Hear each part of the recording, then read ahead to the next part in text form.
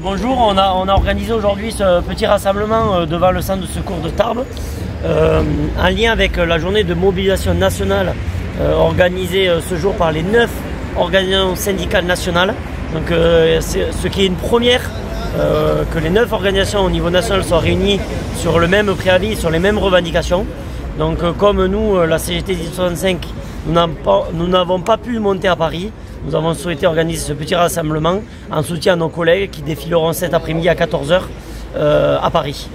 Quelles sont les principales revendications? Donc, les principales revendications sont l'augmentation de notre prime de feu à 28%, qui avait été déjà augmentée en 2019 lors de précédents mouvements de 19 à 25%. Et nous avons demandé à l'époque 28 et le gouvernement avait souhaité d'abord faire un pas à 25 et progressivement augmenter à 28. Aujourd'hui, il n'y a toujours rien.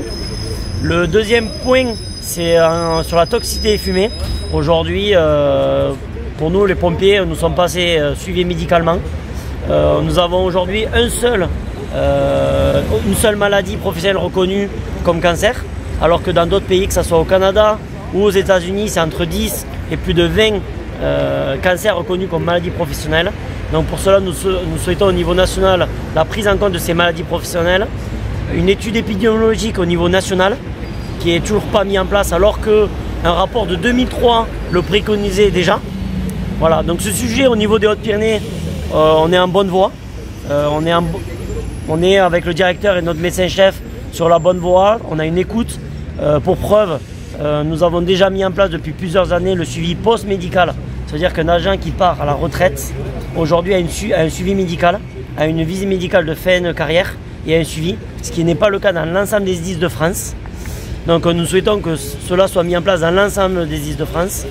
Ensuite, nous parlons aujourd'hui, c'est le financement des SDIS. Aujourd'hui, on sait que le financement des SDIS est à bout de souffle. On sait qu'aujourd'hui, les départements et les communes ne peuvent plus donner plus. Donc nous souhaitons pour cela une réelle participation de l'État dans les financements de SDIS, hors TSA, donc la taxe sur les contrats d'assurance, pour que les SDIS puissent embaucher des sapeurs-pompiers professionnels, puissent avoir un meilleur suivi médical des agents et puissent embaucher également des personnels administratifs et techniques dont nous manquons cruellement dans certains SDIS. Dans les Hautes-Pyrénées, vous ressentez ça, ce manque de moyens, de financement, et si oui, concrètement comment? Oui, aujourd'hui, le directeur a dû mettre en place des effectifs avec des pompiers volontaires supplémentaires parce qu'il ne peut pas embaucher. Par exemple pour le SDIS, dans d'autres départements c'est bien pire. Toute l'arc méditerranéen aujourd'hui, il y a beaucoup de gardes où c'est des pompiers volontaires parce que malheureusement c'est un coût financier moindre. Et c'est le cas aussi ici dans le 65? Oui, en moindre mesure, mais nous avons le cas dans certains centres de secours où il y a des effectifs de pros et de volontaires à garde postée. Bien évidemment, oui. Donc il y a une revendication globale aussi sur les conditions peut-être de travail aussi de ce que vous faites, il y a un peu ce message à faire passer aussi. Oui, et conditions de travail, on voit qu'aujourd'hui les interventions au niveau national, là je parle au niveau national, augmentent. On voit qu'il y a de plus en plus de catastrophes naturelles, d'événements climatiques, des feux de forêt, des feux d'ampleur. Et aujourd'hui, la sécurité civile n'a plus forcément les moyens de subvenir à ces missions. Donc il y a aussi, pour cela, il y a le Beauvau de la sécurité, où ils vont redéfinir les missions opérationnelles. Mais comme a dit au niveau national, les missions opérationnelles c'est bien, mais si demain les sapeurs-pompiers ne réalisent plus ces missions, par qui vont être réalisées ces missions? Donc il y a une question quand même. Si aujourd'hui nous réalisons ces missions, c'est bien parce qu'il y a une carence de certaines structures, telles que par exemple l'hôpital.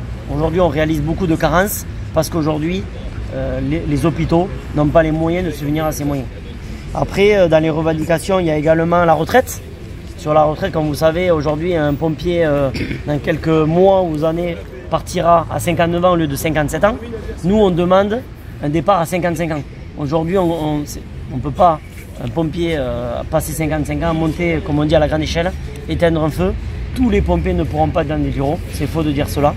Donc pour ça nous on demande la révision de la réforme de la retraite pour les pompiers. Nous on a la catégorie active. Cette catégorie active aujourd'hui, nous les pompiers, nous la payons. On surcotise pour ça. Ce qu'on appelle la bonification. C'est-à-dire que pour 5 années de carrière de pompier, on gagne 1 an. D'accord? Sauf qu'aujourd'hui, c'est limité à 5 ans. C'est-à-dire qu'au bout de 25 ans de carrière de pompier, on arrête de bonifier. Mais on continue de payer. Donc nous, on demande le déplafonnement de ces 1 an pour 5 ans.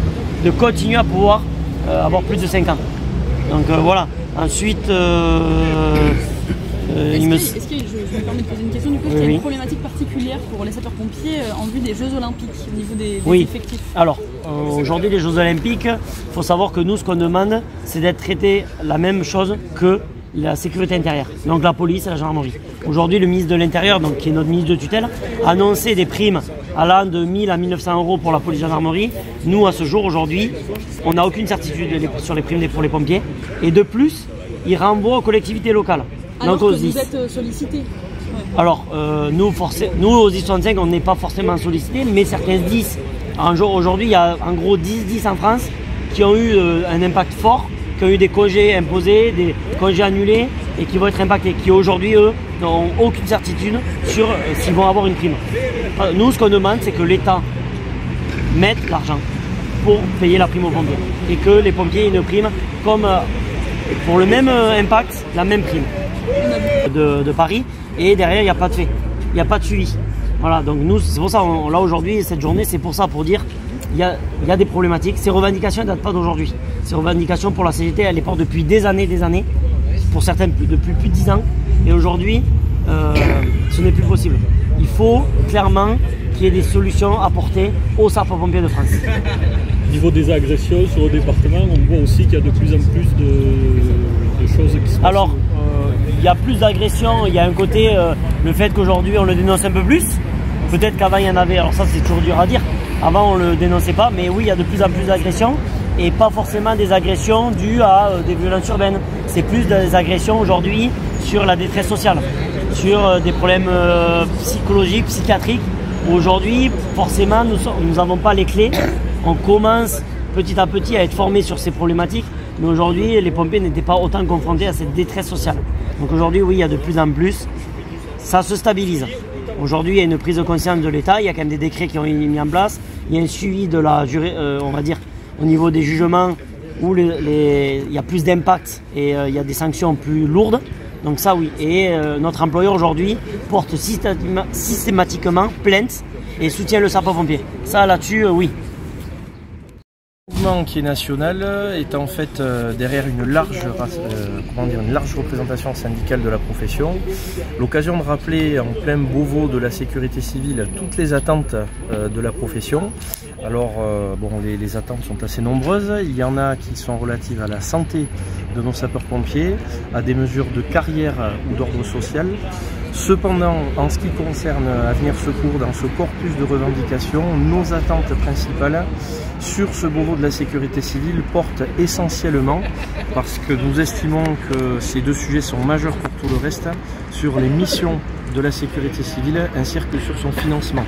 Les sapeurs-pompiers territoriaux aujourd'hui sont organisés en corps départementaux dans des établissements publics autonomes, financés par les départements et le corpus communal avec leurs intercommunalités.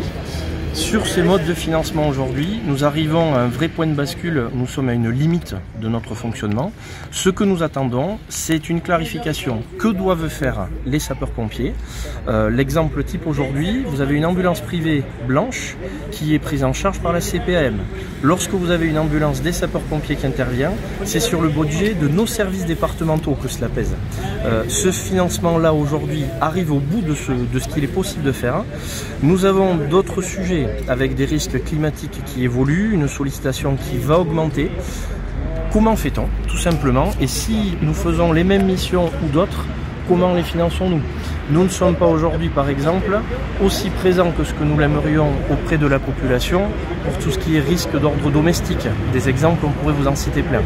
Donc, mission et financement sont nos grosses attentes. Les pistes ne manquent pas. On laisse, l'occasion aux gens autour de la table avec notre ministre de tutelle d'en discuter. Mais clairement, aujourd'hui, nous sommes à un point de bascule. Si sur ces deux champs-là, mission et financement, le compte n'y est pas, il n'y sera pas pour le reste. Et c'est là que nous attendons des évolutions. Alors, on peut se mettre en parallèle avec beaucoup d'autres départements, mais parmi les enjeux, nous aurons notamment cet été, comme tous les étés, une campagne relative aux feux de forêt dont on ne sait pas aujourd'hui la tournure qu'elle va prendre, mais dont nous savons qu'elle va se cumuler avec la couverture des Jeux Olympiques et Paralympiques. Donc, on est bien sur cette augmentation de sollicitation. avec des forces en présence et des effectifs qui sont les nôtres aujourd'hui. Cependant, nous avons vécu comme tout un chacun l'été 2022 qui a été difficile. Est-ce que c'est durable aujourd'hui avec les moyens notamment financiers dont nous disposons? Nous savons que la réponse est non, et pour en discuter avec notre gouvernance et notre direction, clairement eux aussi atteignent les limites de leur marge de manœuvre.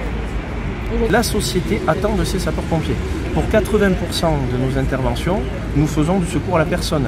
Pour autant, nous ne sommes pas autant que nous le voudrions dans la prévention des risques, et dans cet important volume que nous consacrons à la prise en charge sanitaire de la population, c'est un vrai sujet de financement, il n'est pas neuf, mais aujourd'hui véritablement on arrive au bout aujourd'hui.